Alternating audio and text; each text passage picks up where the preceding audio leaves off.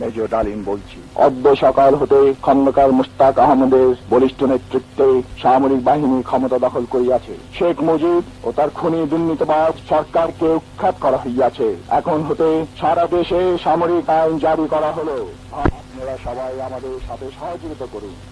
আপনারা নিশ্চিন্ত থাকুন, কোনো অসুবিধা আপনাদের হইবে না। বাংলাদেশ জিন্দাবাদ। সারা বাংলাদেশে সকাল হইতে সন্ধ্যা পর্যন্ত 24 ঘন্টার জন্য কার্ফিউ জারি করা হইয়াছে। পরবর্তী নির্দেশ পর্যন্ত এই কার্ফিউ জারি থাকিবে। বাংলাদেশ পুলিশ, বিডিআর, রক্ষী বাহিনী, সিপাহী ভাই বোনেরা, আপনারা সবাই সেনাবাহিনীর সঙ্গে যোগদান ও সহযোগিতা করুন। যারা অসহযোগিতা করিবেন, দেশের বৃহত্তর স্বার্থের খাতিরে তাদের চরম দণ্ড দেওয়া হইবে।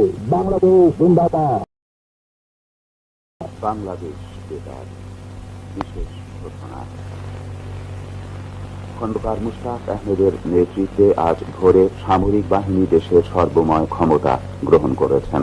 দেশের বৃহত্তর স্বার্থের খাতিরে এই পদক্ষেপ গ্রহণ করা হয়েছে। শেখ মুজিবুর রহমানকে হত্যা করা হয়েছে। খন্দকার মুশতাক আহমেদ নতুন প্রেসিডেন্ট হয়েছেন। স্বৈরাচারী সরকারের পতন ঘটেছে। সব দেশপ্রেমিক নাগরিককে নতুন সরকারের সঙ্গে সহযোগিতা করতে বলা হয়েছে। রক্ষী বাহিনী, বিডিআর এবং পুলিশ বাহিনীকে বিশেষ করে নিকটস্থ সামরিক কমান্ডের সঙ্গে সহযোগিতা করার আহ্বান জানানো হচ্ছে। নতুন সরকার সারা বিশ্বের প্রতি তাকে স্বীকৃতি দানের জন্য আহ্বান জানাচ্ছে। সংগ্রামী এই নতুন সরকার কতিপয় নির্দেশ জারি করেছেন। নির্দেশগুলো হচ্ছে: আজ সকাল থেকে অনির্দিষ্টকালের জন্য সারা দেশে সামরিক আইন জারি করা হলো। 2, জনসাধারণকে পরবর্তী নির্দেশ না দেওয়া পর্যন্ত নিজ নিজ বাড়িঘর থেকে বের না হওয়ার জন্য অনুরোধ জানানো হচ্ছে। 3, এখন থেকে সারা দেশে অনির্দিষ্টকালের জন্য সান্ধ্য আইন জারি করা হয়েছে। শেখ মুজিবুর রহমানকে হত্যা করা হয়েছে। খন্দকার মুশতাক আহমেদ নতুন প্রেসিডেন্ট হয়েছেন। স্বৈরাচারী সরকারের পতন ঘটেছে। সব দেশপ্রেমিক নাগরিককে নতুন সরকারের সঙ্গে সহযোগিতা করার অনুরোধ জানানো হচ্ছে।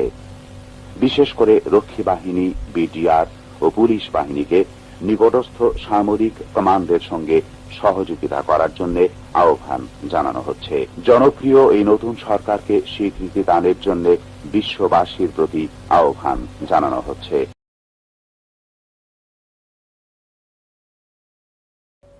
রাষ্ট্রীয় জাতির উদ্দেশ্যে এখন বক্তব্য রাখবেন আওয়ামী লীগের অন্যতম নেতা প্রেসিডেন্ট খন্দকার মুশতাক আহমেদ। প্রেসিডেন্ট খন্দকার মুশতাক আহমেদ। আসসালামু আলাইকুম। প্রিয় দেশবাসী, এক ঐতিহাসিক প্রয়োজনে আজ দেশ এবং